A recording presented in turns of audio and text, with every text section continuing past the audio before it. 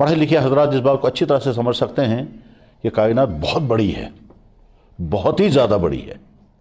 کتنی بڑی ہے یہ تو جغرافیہ یا سائنسی علوم سے پتہ چل سکے گا کہ کائنات کتنی بڑی ہے، لیکن اس پوری بڑی کائنات میں صرف زمین ایسی جگہ ہے جہاں زندگی گزاری جا سکتی ہو۔ لائف سپورٹ سسٹم جس میں بہت کچھ ہونا چاہیے وہ صرف زمین پر ہے، اور کسی سیارے پر نہیں، کسی ستارے پر نہیں، کسی گلیکسی میں نہیں، کسی ملکی وے میں نہیں، صرف زمین ایسی جگہ ہے کہ جہاں زندگی گزارنے کے وسائل پیدا کیے گئے۔ ان وسائل میں ہوا، پانی، غذا، انرجی اور وٹامنز اور کیا کیا۔ جس خالق نے اس کائنات کو بنایا اور اس نے اس کائنات میں پھر انسان کو بسایا، اور انسان کی باڈی کے اندر جو کچھ ہونا چاہیے وہ بھی اسے دیا، اور باہر جو کچھ ہونا چاہیے اس کے لیے وہ سب مہیا کر دیا۔ اسی کائنات کے خالق نے انسان کو زندگی گزارنے کا اصول بھی بتایا۔ پیدا بھی ہم نے ہی کیا، زندگی کیسے تم گزارو گے وہ بھی ہم ہی اصول بتائیں گے۔ جانور ہم نے پیدا کیا تو ہم ہی بتائیں گے کس جانور سے آپ کیا فائدہ اٹھا سکتے ہیں، کس کا دودھ پی سکتے ہیں، کس کا گوشت کھا سکتے ہیں، کس کا نہیں کھا سکتے۔ پیدا کرنے والا ہی بتائے گا کہ کس چیز کا استعمال کیسے ہوگا۔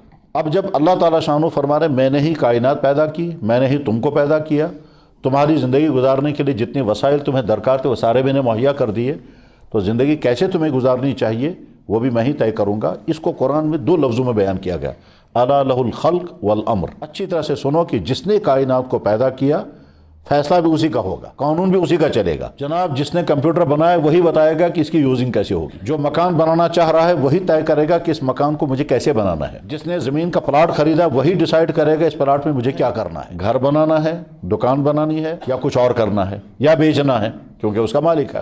تو اس کائنات کے خالق نے جیسے کائنات کو پیدا کیا اور کائنات کے تمام چیزوں کو پیدا کیا، پھر انسان کو بسایا، پھر ہر مخلوق کو وہ کچھ عطا کیا جو اسے چاہیے۔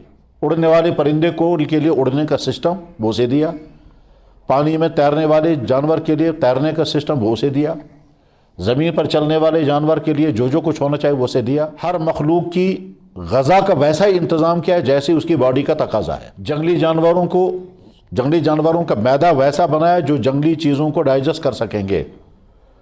شیر کے سامنے دودھ رکھیں گے وہ نہیں پیے گا، گھاس رکھیں گے وہ نہیں کھائے گا، وہ کچا گوشت اور خون پیے گا۔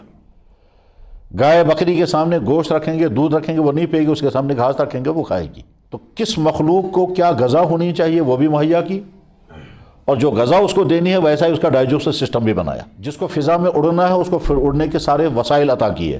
اس کے بعد اب اللہ تعالیٰ فرمائیں کہ میں نے اب تم کو زندگی گزارنے کے لیے جو اصول مجھے بتانا ہے وہ اصول اللہ نے 2 ذریعوں سے دیا، ایک کتاب اور ایک کتاب لے کر آنے والا کوئی شخص۔ یہ آنے والا شخص جو ہے وہ نبی ہے اور اس کے ہاتھ میں کتاب ہے۔ تو اللہ نے انسانوں کی زندگی کو صحیح راستے پر چلانے کے لیے 2 نظام چلائے، ایک کتابیں بھیجیں گے اور ایک نبی بھیجیں گے۔